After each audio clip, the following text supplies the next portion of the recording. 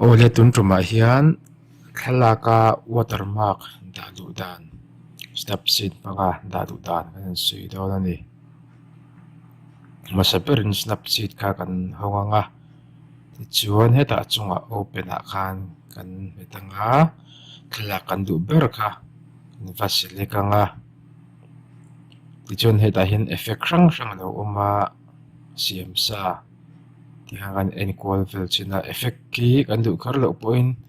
edit sa kan nei point man te veka tikhan effect ki hi kan han mang chinanga tichuan heta noi hian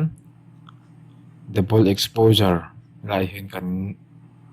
select le anga tichuan heta noi hian kan va click anga kan watermark kan va select ang chut watermark kan select anga ti hian kan potanga watermark ka kan du ang size in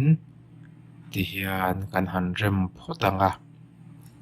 alian emo ate mo kha chu kan du dan ni ta sila chun ta hin chi hrang hrang lighten darken ti vel chi hrang hrang la om ve a ta hian hei han met kol ta ula ta hian ti hin kan metanga a fi lo te ki thlak effect tan te chu in ho vek anga ti khan la hian a da ka hi kan han thlang ani a ti chuan da kan thlen chaw khan heta view edit lampanga khan kan lut le anga ta chung bera alaya hian edit na khan kan lut anga ti chuan watermark kha kan va brush don ani watermark na chon khai chin chianga ti khan watermark ka va brush kep anga ti khan thil har sa chu ani mi alo mai o kami de uzong kha snapseed manga thalaka phone a bi kani o computer a ni lewin phone a snapseed a kan va dalu dan watermark ul sampe dalu dan chu ni ti khan hei edit sa ka mana wangin om chho ve du ta mani ponan edit te kan ti to kha